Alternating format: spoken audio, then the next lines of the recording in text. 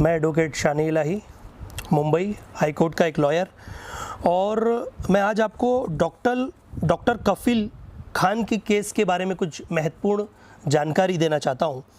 ये देखिए मेरे पास जो ये एक रिट पिटीशन है 264/2020, ये रिट पिटीशन की अगली सुनवाई 27 जुलाई को है इलाहाबाद हाई कोर्ट में। और मैं ये बता दूं कि इसके चीफ जस्टिस जो कोरम जस्टिस हैं शशिकांत गुप्ता, मंजू रानी चौहान जो डिवीज़न बेंच हैं, ये इसकी अगला फाइनल ऑर्डर ये पास करेंगे, फाइनल ऑर्डर की स्टेज पर है। अब मैं आपको बता दूं कि कफील खान के ऊपर एनएसए एक्ट कैसे लगाया गया। कफील खान एक जाने मानी शख्सियत जिन्होंने बीआरडी मेडिकल कॉलेज हॉस्पिटल में ऑक्सीजन की कमी होने के कारण अपनी जेब से पैसे लगा के कई बच्चों की जानें बचाई थी। उसके बाद उत्तर प्रदेश की सरकार और वहाँ के मुख्यमंत्री जी बहुत बौखला गए और उसके बाद उन्होंने ये कहा कि डॉक्टर कफील कौन है, अच्छा तू डॉक्टर कफील है, ये अल्फाजों में डॉक्टर कफील से बात की, अब तुझे मैं सबक सिखाता हूँ, ऐसा स्टेटमेंट डॉक्टर कफील ने अपने स्टेटमेंट में दिया। उसके बाद डॉक्टर कफील 56 दिनों तक मथुरा जेल में थे।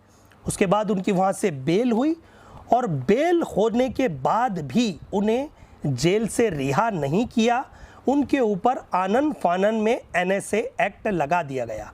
अब मैं ये बता दूं ये एनएसए एक्ट क्या है और एनएसए एक्ट किसे कहते हैं। एनएसए एक्ट राष्ट्रीय रसूखा कानून जो रहता है एंड नेशनल सिक्योरिटी एक्ट, इसमें 18 सेक्शन होते हैं और ये एक्ट 23 सितंबर 1980 में इंदिरा गांधी जी की जो गवर्नमेंट थी उसमें ये लागू किया गया था। इसका प्रिवेंशन जो डिटेंशन रहता है वो नॉर्मली 10 से 12 दिनों का रहता है, जब तक सरकार को ये लगता है कि ये सस्पेक्ट है, और अगर सरकार पूरी तरह से एक अपने एविडेंस कोर्ट में नहीं फाइल करती तो बंदे को रिलीज़ कर दिया जाता है। लेकिन अगर सरकार को ये लगता है ये संगीन है, देश में ऐसे गतिविधियों को चलते तहत नुकसान पहुंचा सकता है, तो इसमें 12 महीने का डिटेंशन चाहे तो सरकार बढ़ा देती है।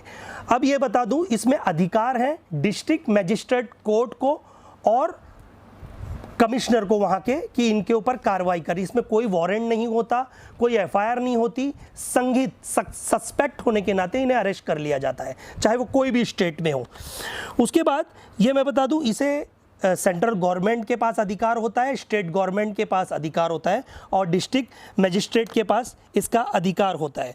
और सबसे बड़ी बात, इसमें आप कोई एडवोकेट अपॉइंट नहीं कर सकते जब तक ये डिटेंशन में है, लेकिन आपके पास एक प्रावधान होता है कि आप हाई कोर्ट में अपील कर सकते हैं, जैसे कि डॉक्टर कफील के परिवार ने की। अब मैं ये बताऊं ये पिटीशन जो है 264/2020 जो इलाहाबाद हाई कोर्ट में है, जिसकी अगली सुनवाई जो स्टेज पे है फाइनल ऑर्डर के, और सुनवाई उसकी 27 जुलाई को है।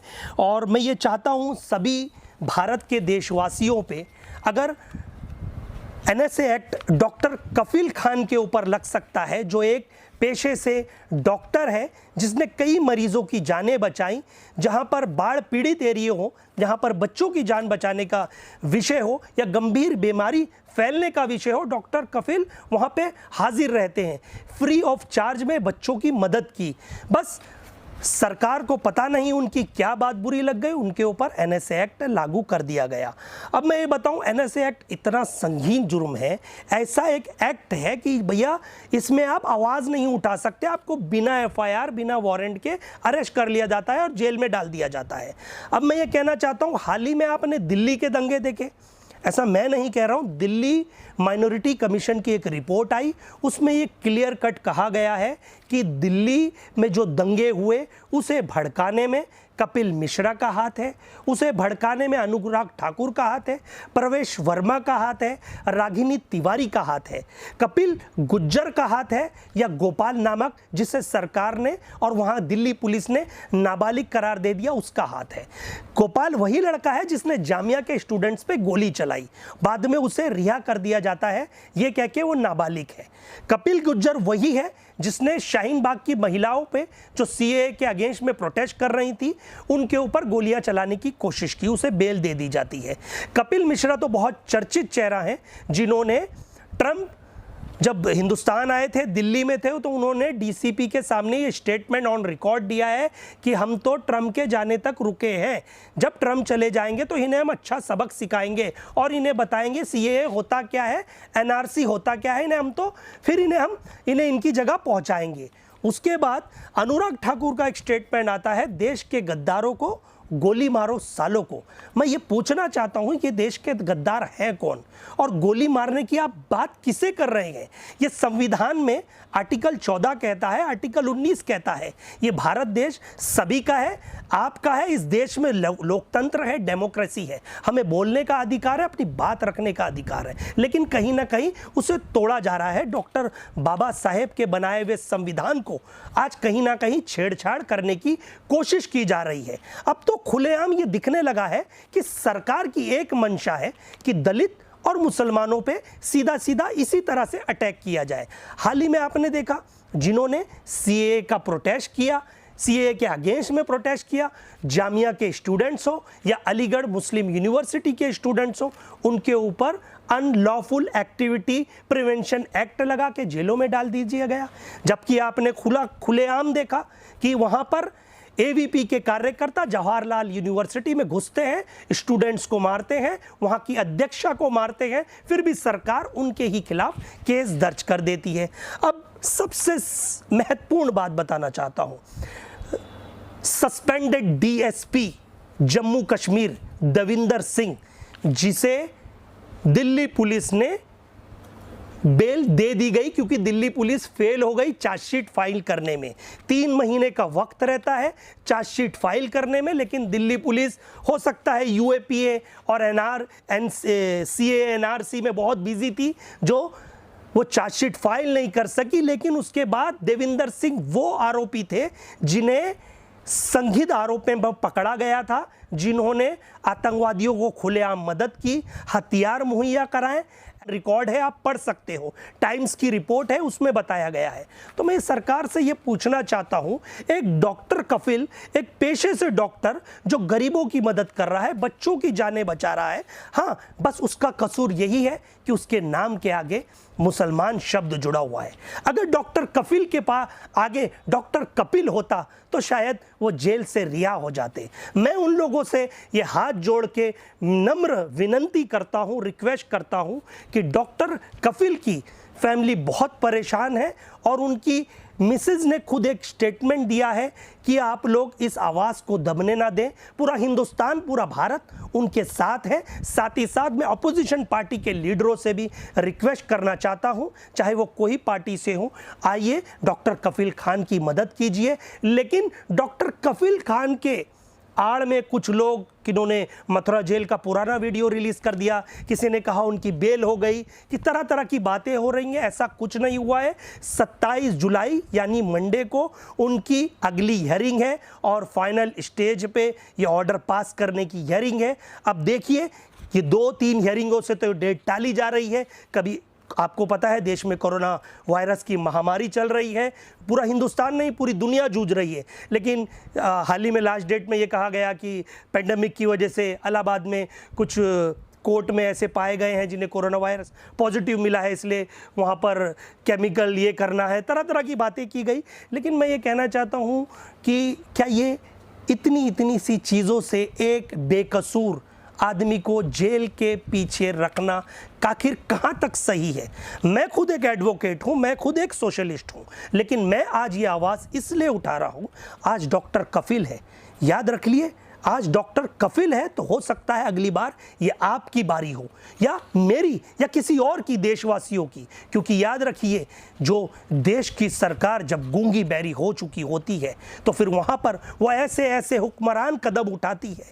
आपको पता होगा, जब हिटलर देश की जब आज़ादी से, हमारे महात्मा गांधी लड़ रहे थे, आज़ादी के लिए लड़ रहे थे, भगत सिंह लड़ रहे थे, अशफाकुल्ला खां लड़ रहे थे, पूरे देश की रानी लक्ष्मीबाई लड़ रही थी, अपनी प्राणों की आहुति दी। उस वक्त भी मैं ये कहना चाहता हूँ, जब वो नहीं डरे थे, हिटलर की मनमानी से वो लड़े, अपने प्राणों की आहुति और देश में तिरंगा फहराया, इस देश को आज़ादी दिलाई। तो आज डॉक्टर कफिल के लिए हम पूरे भारत देशवासी एक होके, चाहे वो कोई धर्म से ताल्लुकात रखते हो, वो हिंदू हो, मुसलमान हो, सिख हो, ईसाई हो, लेकिन डॉक्टर कफिल एक बेकसूर इंसान है। उनके परिवार की मदद कीजिए, चाहे वो अधिवक्ता हो कोर्ट के, चाहे वो कोई अदर एक्टिविस्ट हो, सोशलिस्ट हो, सोशल वर्कर हो, या जर्नलिज्म हो। मैं जर्नलिज्म करने वालों से भी हाथ जोड़ के रिक्वेस्ट है कि सही सही खबरें चलाएं। अगर एक बेकसूर को आप सलाखों के पीछे डालते हो तो याद रखिए ये देश वो परिस्थिति में चला जाता है जो हिटलर अपनी हुक्मरानी करता था। लेकिन आज मैं ये कहना चाहता हूँ, डॉक्टर कफिल को रिहा कराने के लिए सोशल मीडिया का प्रावधान है। कोई कानून को हाथ में ना लेते हुए प्रॉपर तरीके से डॉक्टर कफिल के समर्थन में आए सभी देशवासियों। और सबसे बड़ी बात तो यह है, डॉक्टर एसोसिएशन, जो मेडिकल एसोसिएशन पूरे देश में इतने बड़े लेवल पे है, वो आज चुप बैठा है। हो सकता है, मैं समझ सकता हूं कि डर और भय ने आपको खामोश कर दिया है, और कुछ पत्रकार जो ये न्यूज़ दिखाना नहीं चाहते, तो मैं उनसे कहना चाहता हूं, अगर ऑन रिकॉर्ड रागिनी तिवारी के एविडेंस आप देख लीजिए, उनके वीडियो देख लीजिए, तो आपको लगेगा ये एनएसए एक्ट के भी संगीन आरोप है। लेकिन वो आज खुलेआम है, खुलेआम धमकियां दे रहे हैं लोगों को। कभी आए दिन सिर्फ टारगेट बनाया जा रहा है, चाहे वो हिंदू हो या मुसलमान हो। अब 5 तारीख को तो आपको पता है राम मंदिर का शिलान्यास होने जा रहा है। हम उस विषय पर कुछ नहीं कहना चाहेंगे, सरकार का विषय है। इस देश में हम जस्टिस को मानते हैं। कानून ने जो प्रतिक्रियाएं रखी, कानून के जो ऑर्डर आए, पूरे देश ने उसे सराहा। लेकिन इस वक्त बात करने का डॉक्टर कफिल का है, जो बेकसूर है, और उसे आज़ाद कराना है। हम सबको, जिस तरह से हमने आज़ादी ली थी, आज हमारा वक्त आ गया है सबको मिलजुल के अपनी कलम से सरकार को लेटर भेजें, सरकार से सवाल पूछें, सरकार से रिक्वेस्ट करें कि आखिर डॉक्टर कफिल कहां तक मुजरिम है, और है तो कैसे हैं, और उनके ऊपर NSA act, national security act, आखिर इतना संगीन आरोप कैसे लगा सकती है सरकार? क्या एविडेंस है उनके खिलाफ? स्टेटमेंट देना कोई वो नहीं है। आप संसद में देख लीजिए, आपके नेता देख लीजिए, दिन रात हिंदू मुसलमान के ऊपर स्टेटमेंट देते हैं, दंगे होते हैं, किसी के ऊपर एनएसए एक्ट नहीं लगता। तो मेरी सरकार से यही गुजारिश है कि डॉक्टर कफिल खान के लिए हम सभी, हमारे हिंदुस्तान देशवासियों से कफिल खान के लिए समर्थन में आगे आइए। ये देश जितना उनका है उतना हमारा है, क्योंकि इस भारत देश की आज़ादी में हमारे पुरखों ने भी कुर्बानी दी थी। और ये अगर हंसते हंसते ये आज़ादी का सवाल है, तो वो भगत सिंह की 4 लाइनें याद आ जाती हैं कि सर कटा सकते हैं लेकिन सर झुका सकते नहीं, अपनी आज़ादी को हरगिज़ हम मिटा सकते नहीं। जय हिंद, जय भारत।